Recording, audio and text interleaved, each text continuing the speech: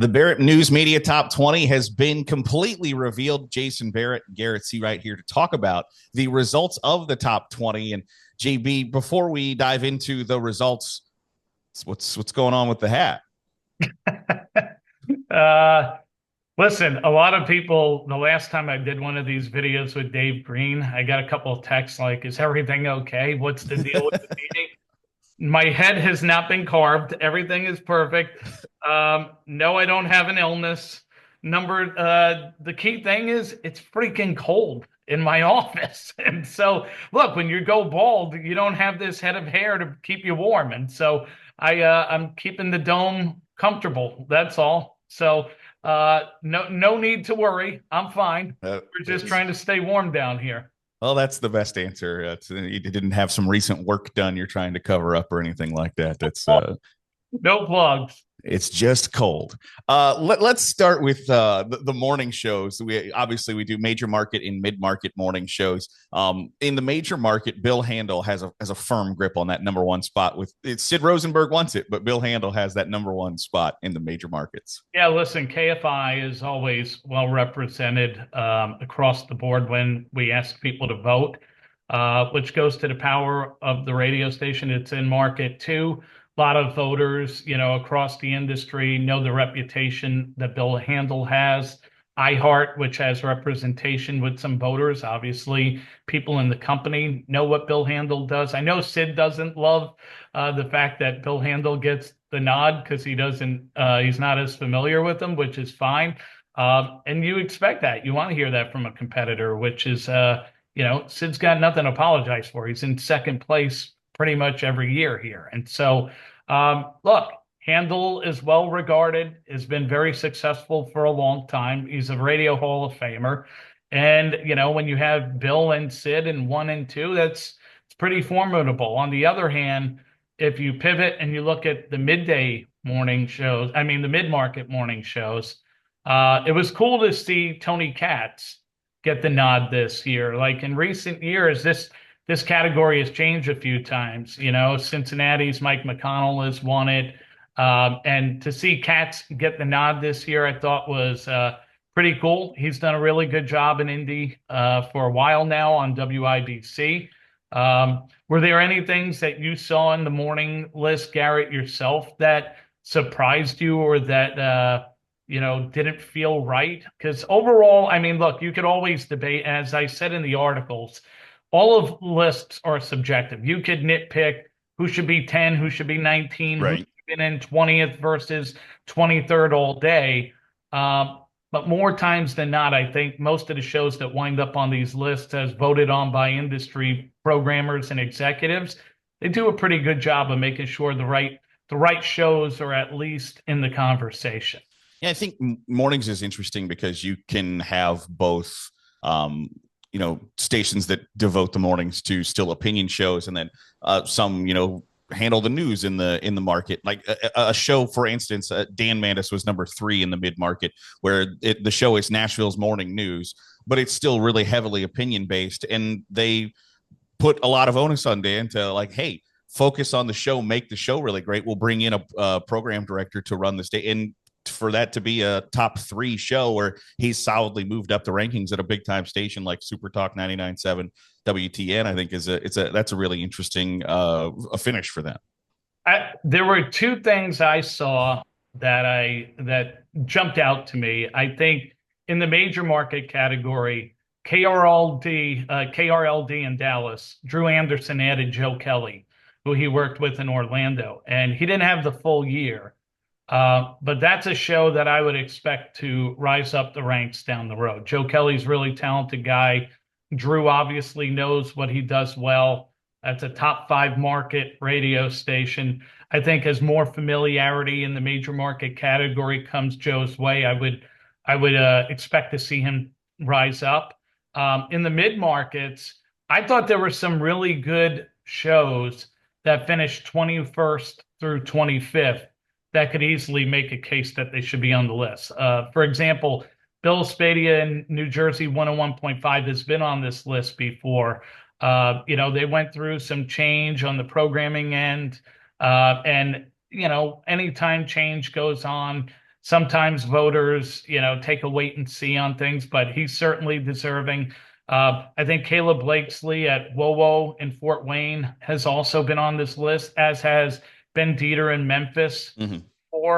And both of those the same way. You could make a case for them. And so to be in the conversation is the first part. Then it comes down to the votes, And the one thing I tell people when it comes to this, I'm not in the mind of every single person who votes. You give them the criteria, which we list in each article on the site, and you tell them to focus on the current year. You ask them to think about originality, ratings, industry buzz, all those things. And some people do, and other people may just say, you know what, these are the 20 shows I like. And so, when you have 46 executives voting, they're all going to have different tastes. They're going to prioritize different things. And so all I could do is gather the group and add up what they bring us. And so, like I said, there are debates you could have all day about who deserves to be in 20th versus 23rd Right. and all that. But overall, pretty happy with the morning show results. Yeah, moving to midday shows where that some of the news component is pulled out a little bit, and it moves to that more opinion based that we're used to in the news talk space.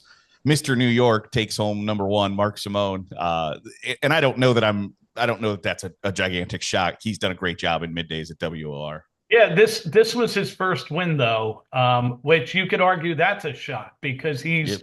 he's been an iconic talent in New York for a long time. If you look at the top five, three of the five shows were talk shows. And so you had John Cobelt in Los Angeles, Gary and Shannon on the same radio station in Los Angeles. If you go to sixth, you had Mark Aram from SB, Curtis Sliwa at 7. I will tell you, I think Curtis Sliwa is ranked too low.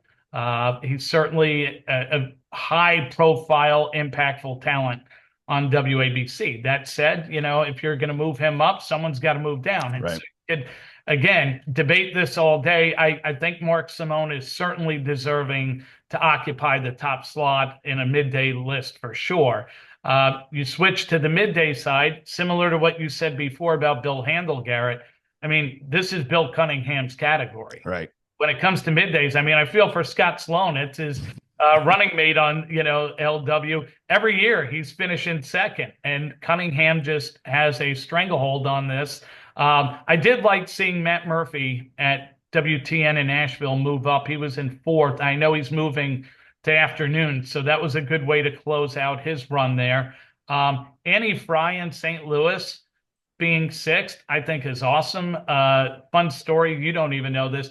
Annie Fry was my intern in St. Louis at 590 The Fan KFNS back then. I couldn't have told you at the time that she was going to be a talk show host and, wind up becoming really damn good. But to see it, it's very cool. I love seeing success stories like that. And then, you can go down the list and you can find some, you go into, for example, the mid-markets, 21 through 25 among middays. You had Bob Yarbrough, Andrew McLean, Derek Hunter, Moon Griffin, and Brandon Vogt. If you're at any of those stations, you could argue with 20 and 19 and say we deserve to be in there. But overall, pretty good. I do think some of these next year, because Matt Murphy moved into afternoons in Nashville, does that lead to Chris Hand moving up? Right. What changes happen? Because middays are usually where you see a little more change in the format. And so it'll be interesting, but I didn't have any issues with the midday list outside of, I mentioned Curtis being a little low. Did you see anything on your end that jumped out and felt off? Yeah, I think, well, not off, but I think it's interesting that John Cobelt stays in the top 5 with, he and Ken Champ, who had been together for so long that it would be real easy to have a transition year in 2024 of like, okay, I got to feel this out, how a show by myself works. Nope, still a top 5 finish for John at KFI. I think that's a testament to his talent and his work. That as an experienced talk radio host, that having a shift like that where you had worked together with nobody else in the industry had worked longer together than those two guys to have still a top 5 finish. I think is a pretty impressive one. Really cool on the major market midday list. I mean, if you look at spot 3 has Gary and Shannon, so you have a female voice in there, right? You Yeah. go to spot 4, 1010 Wins Midday News.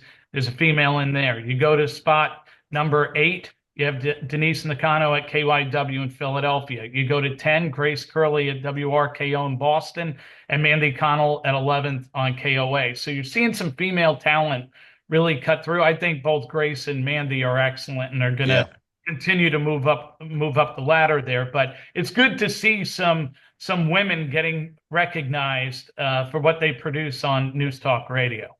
No, yeah, that's an absolutely great point. It is the reputation of the format for a long time has not been that. So to see that in middays is encouraging. Going to afternoons in the major markets, it feels like a broken record, but KFI, Tim Conway's at the top. Eric Von Hessler is number 2 for the second straight year. Yeah, I'm sure I didn't catch what the Von Hassler doctrine talked about when this came out, but I remember last year they there's some connection there with Tim Conway. Yeah. They had some fun with it. The good news for them is the gap shrunk this year. The bad news is Conway still occupies the top slot, and so look, number 2 is nothing to apologize for, but that's pretty strong recognition. You go to the spots, of shows that didn't make the cut and just were on the outside looking in. You had afternoon news with Michelle Durham at KYW. You had Garrett Lewis in Phoenix, Mike Slater in San Diego, Dominic Carter, who didn't have a full year at ABC, Right. but you would look for him to rise up a little bit next year, given the station's power in New York and, Market One. And then Jason Rantz in Seattle, who I think is pretty talented, makes a lot of appearances on Fox News. He was in 25th. One show I was glad to see, because I think they've done a really good job, is in Phoenix. Bruce and Gatos were on this list. Chad Benson was part of the afternoon show last year. He's put a bigger focus on his national product, while Bruce St. James was added in Phoenix. And anytime you go through a change like that, where you have an accomplished talent like Benson and you're bringing in, Bruce was accomplished as well, previously Right. worked at the station, but you don't know how it's going to go. It's going to take some time. I think those guys have done a really good job, and it's already starting to pay dividends. James Parker in Dallas was brand new, cracked the top 16. So Bruce Collins' bet on him certainly seems to be paying off pretty quick. And then WABC in New York, Bo Snerdley and Katz and Cosby occupied 10 and 11. I'm sure if you're in that building, Garrett, you're going to go, look, it's Market One, top shows. We should be higher up the list. Right. I'm sure if you're in Boston, Howie Kerr is going to say the same exact thing. And you can debate these things all day, but overall, some really powerful shows in the afternoon among major markets for sure. Yeah, I think if you go through that, even the top 10 in the major markets, if you were to list off best shows, not just in the local or national, that Tim Conway Jr. and Eric Von Hassler and Mitch Albom and Howie Carr, Rich Zeoli, those are national level shows with talent that are working on the local level.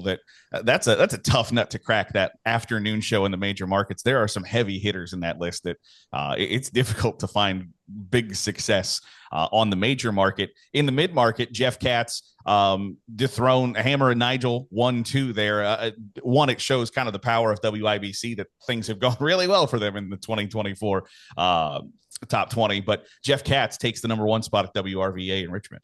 I think the top 3 shows in this category could easily battle major market shows. Yeah, absolutely. Jeff Katz in Richmond is an excellent host, does a great job. Hammer and Nigel are very entertaining in Indy. And Brett Winterbull in Charlotte is an awesome host on WBT. All 3 of those guys belong in the top 3, in my opinion. You go down the list, you have some others, like it was good to see Eddie and Rocky get some recognition for LW, because the midday and mornings have done so well, and they were always further back. And so they finally got some respect this year. Bloom Daddy in Cleveland was in the top 5. You go through Mark Belling, for example, in Milwaukee was 9th. We know he's leaving afternoons. And so that'll change next year with Dan O'Donnell moving in. Outside of that, the same thing we're going to see in Nashville. Brian Wilson's leaving. Matt Murphy is moving into that slot. Colin Dunlop. I was just about to say Colin Dunlap is. Yeah, I mean, Dunlap is, he did really well in the sports lists in the past on the BSM top 20 when he was on the Fan. He's since moved over to News Talk, and to appear already, which speaks to his talent and his connection in Pittsburgh. That was pretty cool. I think one that's interesting because I think Ben Ferguson's a really good host in Memphis on WREC.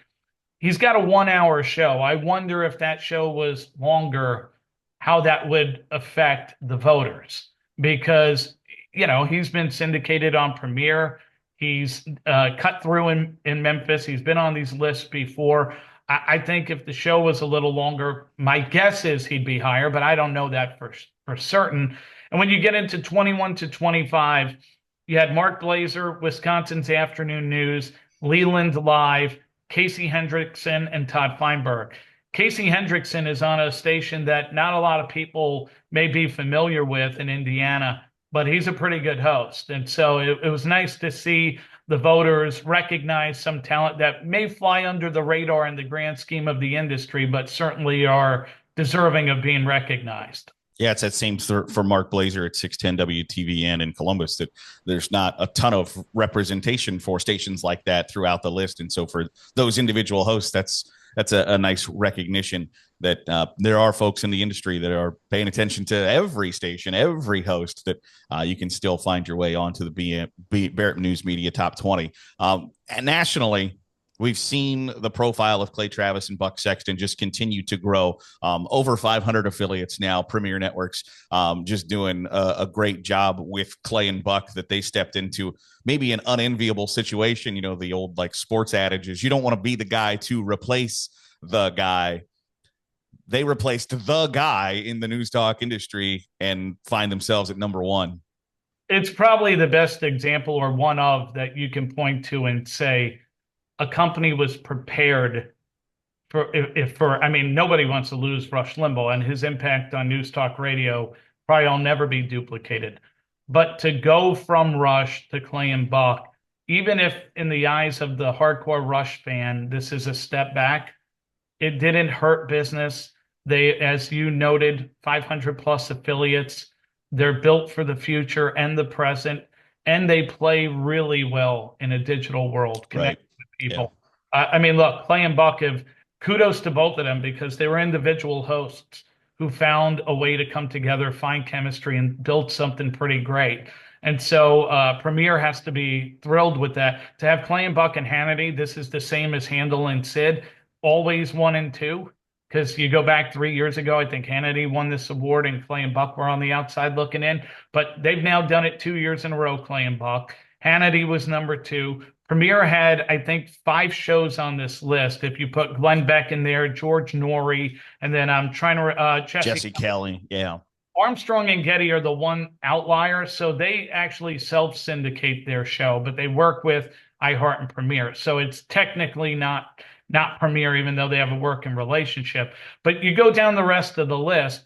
I mean, I thought about what Brian Kilmeade told me on stage at the B&M Summit, how Fox News Radio is essentially an independent. They don't own stations. So they're not going to get to 500 stations the way Premier can call every iHeart station tomorrow and say, we're putting on Clay and Buck, and that's what the job is, right? You're going to do it.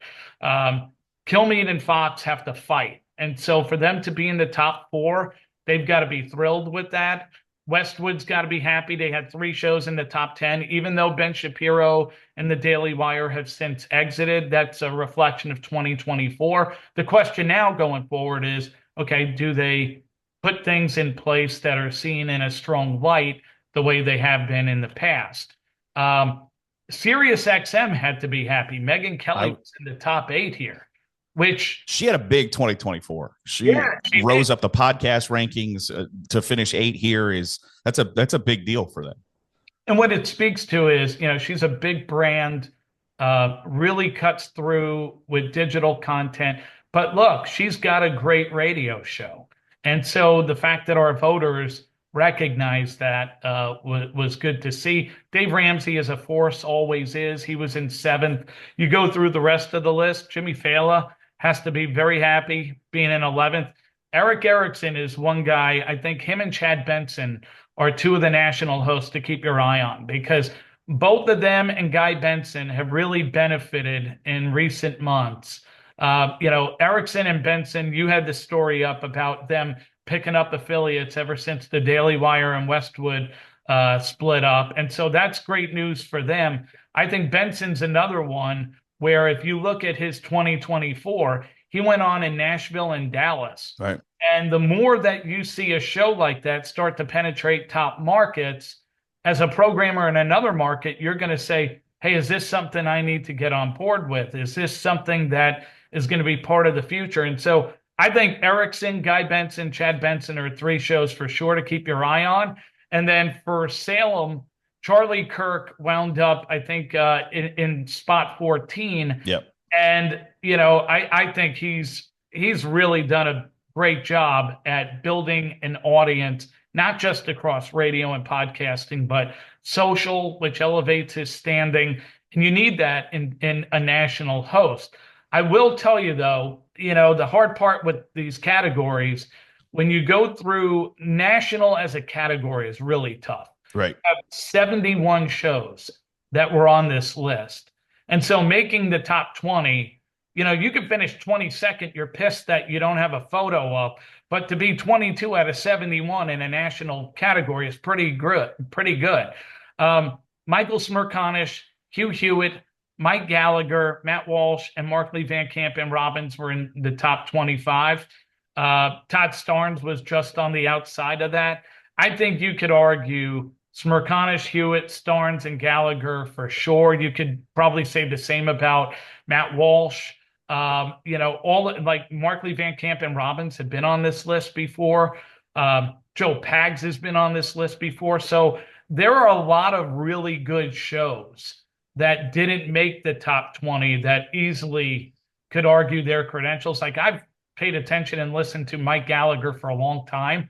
To me, I don't know how he's not a top 20 show, but that's the hard part. You add up votes, and a lot of people have a lot of different opinions, and you just have to present the collective feedback.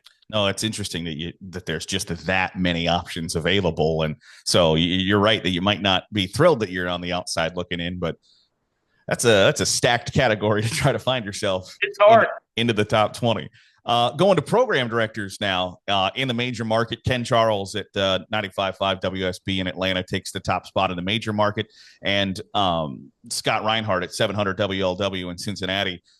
Two really heritage legacy brands led by two really smart program directors who have done a nice job in getting their talents in some top spots in these lists too. So I know Ken Charles has probably sent a thank you gift to Robin Bertolucci, exiting KFI and opening up the category for him. Ken is deserving. I mean, we honored him in DC, and he's obviously done incredible work at WSB. So to me, Ken Charles is more than deserving, as is Julia Ziegler, as is Drew Anderson. All three of those are exceptional programmers who belong in the top three. You go further down the list, you could argue if you're at Cumulus, you'd say Bill Hess is too low. If you're at iHeart, you'd say Grace Blazer is too low. They have a lot of responsibilities in those companies that deserve to be higher up the list.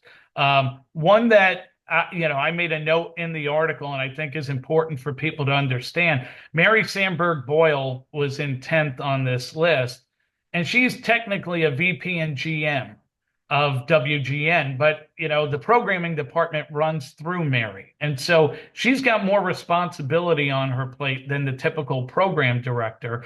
But, in years past, I would sit there and I'm going, how are we not recognizing WGN in Chicago and what they do from a programming perspective? Just because she's the VP and GM, it's the same thing I went through on the sports side.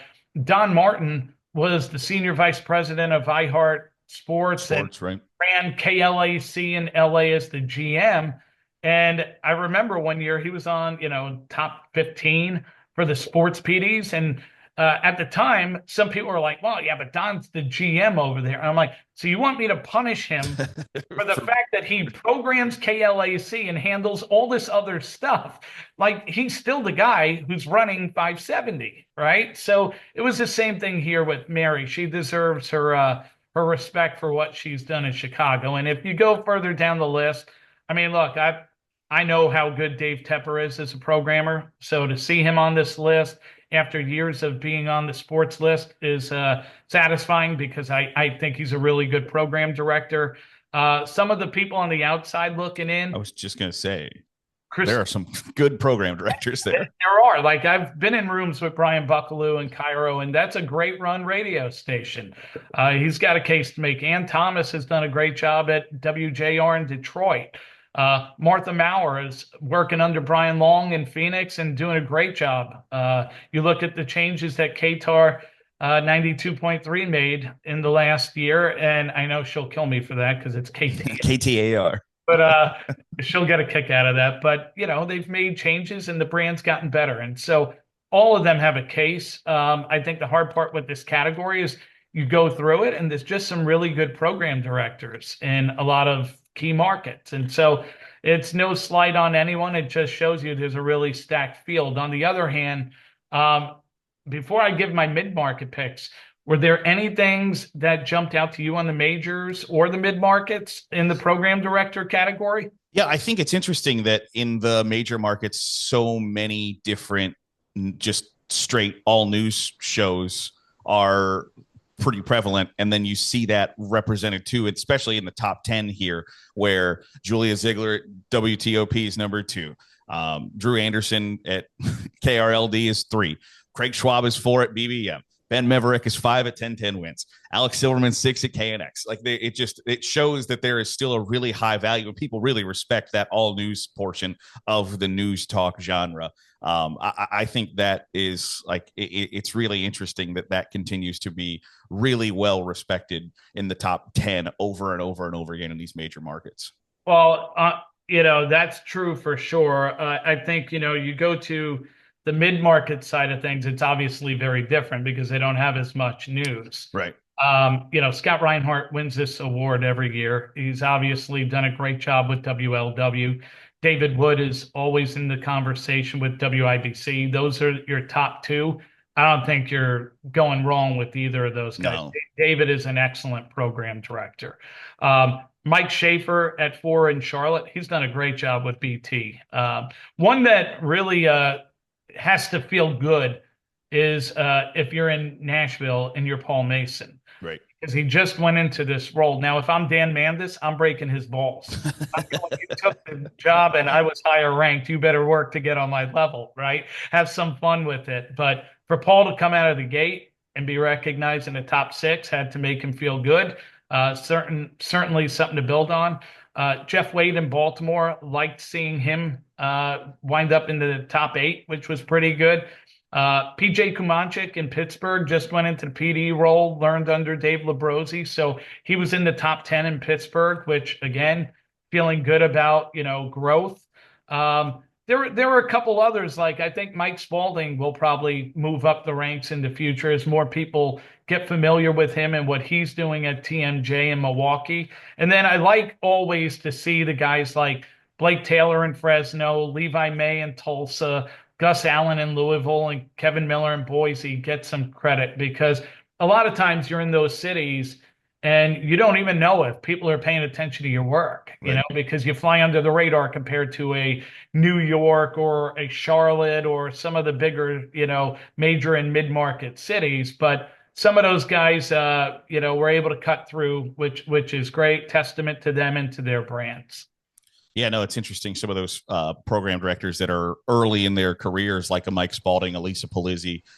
You mentioned PJ Kumanchik, who's obviously been around KDKA for a long time, but leading those brands for the first time, seeing top 20 finishes has to feel really, really good that, hey, people are respecting and recognizing the work we're doing. I think that's really cool to see in those lists on the program director side.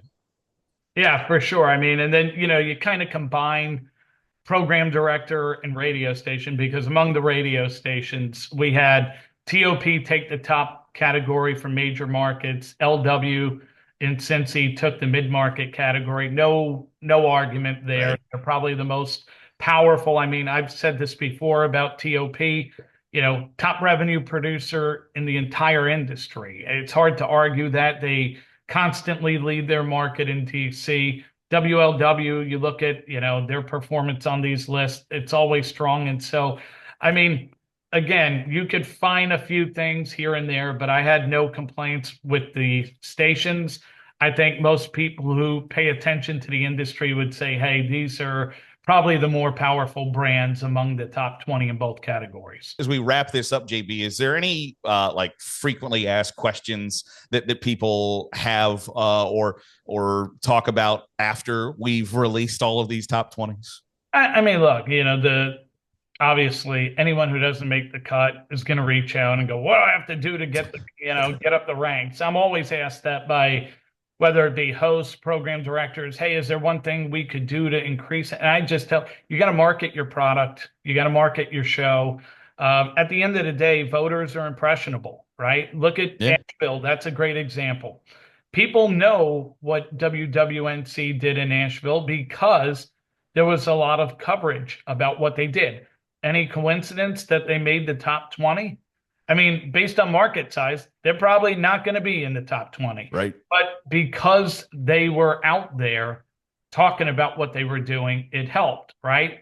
You do have to have shows that people know. You do have to ultimately own the mind of a voter. Otherwise, you're not going to.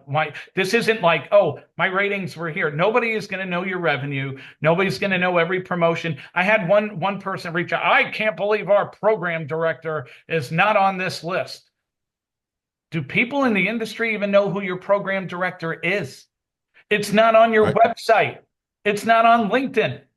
I'm sorry. If you don't tell the industry who you are and what you do, and by the way, if you're doing that, and everyone knows that your general manager and owner are making the call, guess what happens? It's not a knock on him. I hope for their case, this becomes almost like, hey, I've got to make sure people know who I am and what I'm contributing. But you can't fault 46 voters for not putting someone on a list who they're not familiar with, right? So that's I would just say, industry buzz to me is just as important as ratings and, originality. You could debate all day what's good to someone and what's not, right? The only other thing, I know you and I have talked about this, is I'm often asked, hey, should there be a separate category for news versus talk, right? And I understand that. I can definitely see that debate. Right. Because they are very different styles. I made this point to Sid Rosenberg last week. If you were doing sports television shows, SportsCenter and First Take are very different shows. Right. But they both perform under sports television's umbrella, right?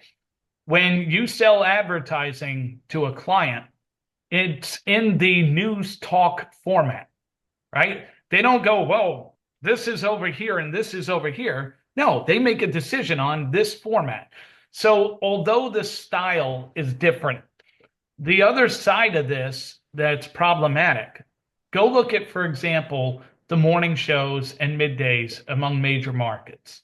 10 of the 20 come from the news world. If you take them out, and if you had, let's say, 40 shows, right? So those were 10 that made it. Let's take 5 more off that were also in news and didn't make it. You're doing a top 20 of 24, 25 shows. You need more depth. If you get into the mid-market category, it's even harder. Who has 20 news stations in the mid-market category? And here's the thing. Some people will say, well, then why don't you throw them all together? You know why? Because I've done that before with sports.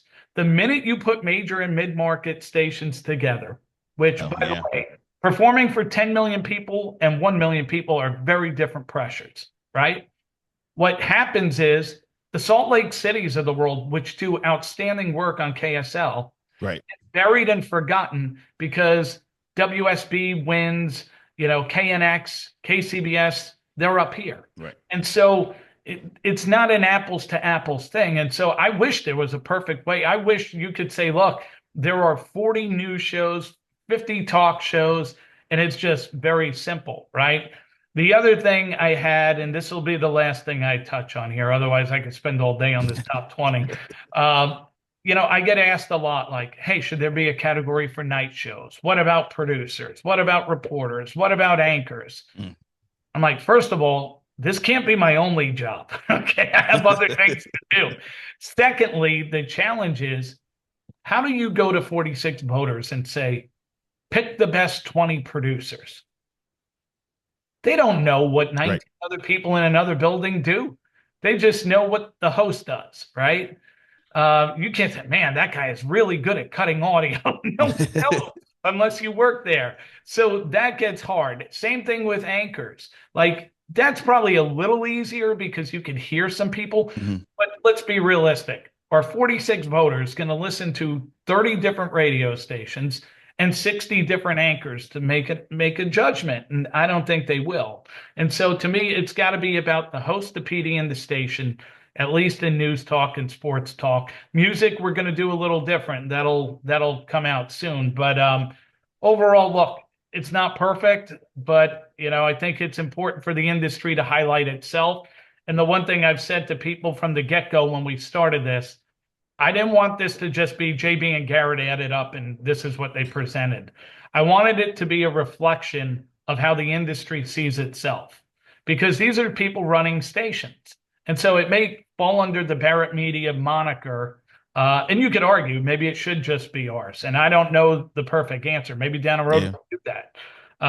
But I think it's important for the industry to have input. And then you just hope that the industry people voting put the time and effort in to recognizing people, not just, hey, that's my employee, but hey, if your employee's in 18th and your competitor is in first, are you really going to suggest that they're the best show in America? Like, come on, you got to be fair too. And so I hope that goes through their minds, but without being in the room with them when they vote, I can't say that. So that's a look at the recap of the 2024 Barrett News Media Top 20. You can check it all out at barrettmedia.com and more top 20s to come still, right, JB? Yep. Music will launch on the 20th. It'll run for 8 days, and then we'll put a bow on everything with the Barrett Sports Media Top 20, which drops during the week of the Super Bowl and the Monday that follows the Super Bowl. So check it out at barrettmedia.com. Jason Barrett, Garrett Searight. Appreciate your time, JB. You got it.